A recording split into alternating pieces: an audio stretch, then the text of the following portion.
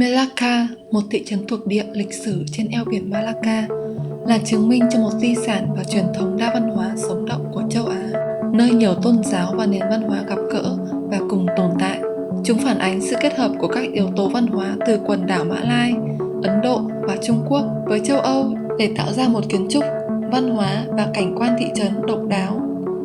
Malacca ngày nay là một thành phố cổ sôi động với nền tảng văn hóa và lịch sử độc đáo, từ việc trở thành thủ đô của một vương quốc Mã Lai hùng mạnh trước thời kỳ thuộc địa, cũng như sự cai trị của Bồ Đào Nha, Hà Lan và Anh sau đó. Trung tâm thành phố đã được UNESCO công nhận là di sản thế giới vào tháng 7 năm 2008. Và đây là những điểm nổi bật nên tham quan khi du lịch đến Melaka. Trước tiên là John Kerwak. Khu phố cổ này chính là Chinatown của Malacca.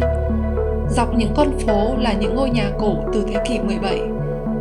Nhiều trong số đó là cửa hàng bán đồ cổ, hàng dệt may, thực phẩm, đồ thủ công mỹ nghệ, đồ lưu niệm, nhà hàng, quán cà phê. Là nơi sinh hoạt của các hội quán đến từ các vùng khác nhau của Trung Quốc như Phúc Kiến, Quảng Đông. Bạn có thể tham quan các đền thờ, hội quán, mosque như đền Trân Huân Tân, một ngôi đền 140 tuổi, nơi thực hành Tam giáo Đồng Nguyên, tôn thờ đạo Phật, Khổng và đạo Lão. Ngoài ra còn có bảo tàng di sản Baba Nyonya Kampung Kling với thiết kế kiến trúc của nhà thờ Hồi giáo, có sự giao thoa của người Sumatra, người Trung Quốc, người đạo Hindu và người Malay. Bên cạnh cũng có khá nhiều Art Gallery trong khu John Kerwak. Vào các ngày cuối tuần thứ 6, thứ 7 và Chủ nhật thì John Kerwak trở thành phố đi bộ và chợ đêm. Sau khi khám phá chợ đêm thì bọn mình đi dọc sông Malacca với nhiều quán bar cạnh sông để thưởng thức đồ uống và ngắm dòng sông với những con thuyền chở du khách khám phá Malacca, nơi được gọi là Venice của Malaysia. Tùy lượng thời gian mà giá vé cho người nước ngoài dao động từ 25 đến 40 ringgit.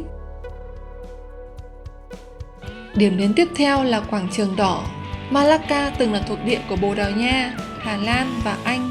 Do đó, kiến trúc châu Âu cũng là một phần ấn tượng ở Malacca. Tại trung tâm quảng trường với đài phun nước và tháp đồng hồ, bạn sẽ thấy 3 tòa nhà đỏ rực.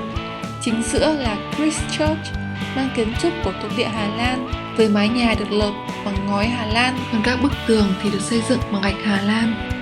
Đây là nhà thờ Tin lành hoạt động lâu đời nhất ở Malaysia, có từ thế kỷ 18. Bên phải là tòa Stadhuis, tiếng Hà Lan nghĩa là tòa thị chính, thủ phủ hành chính của Malacca. Đây là tòa nhà lịch sử Hà Lan, được cho là lâu đời nhất còn sót lại ở phương Đông. Hiện là nhà của Bảo tàng lịch sử và dân tộc học. Bên trái là phòng trưng bày nghệ thuật dân gian Melaka, dành riêng để quảng bá các tác phẩm và chủ đề nghệ thuật của địa phương Melaka.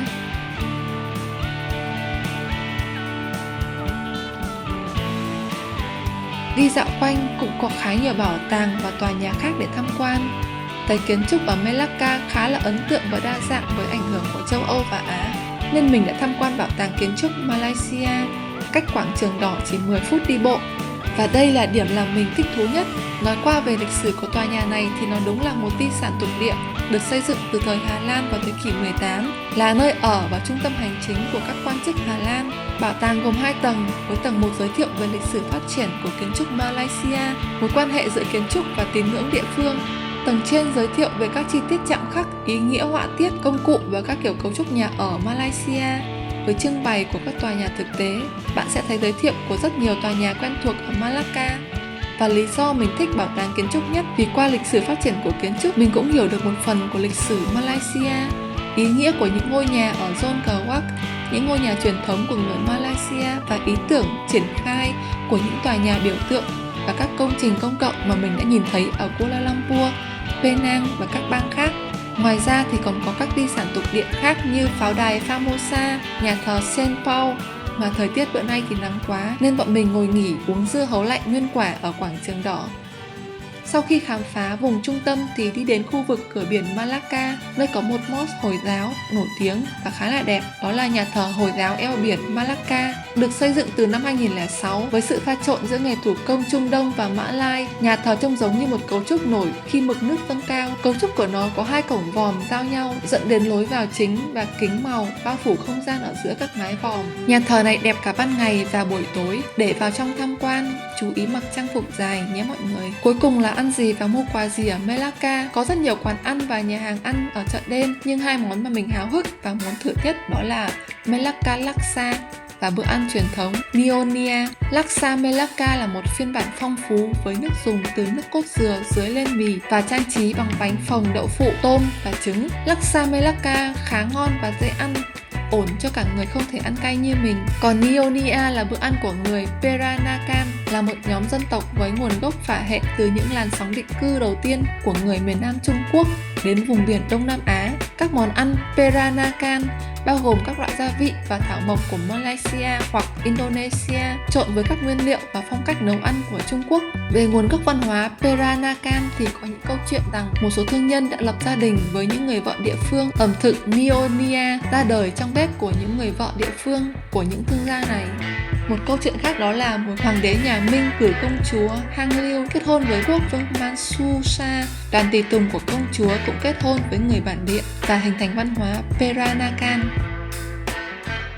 Mua quà ở Melaka thì có dodon nè, có các vị sầu riêng, lá dứa và nguyên bản để mua, các loại bánh dẻo, bánh dừa giòn, kẹo lạc Melaka, kẹo chip chip tự mình chọn vị, hoặc vào chợ trời nghệ thuật có khá nhiều quà lưu niệm hay ho để chọn. Bạn thấy Melaka thế nào? Bình luận cho mình biết nhé, và theo dõi kênh của mình để đón xem các điểm du lịch tiếp theo.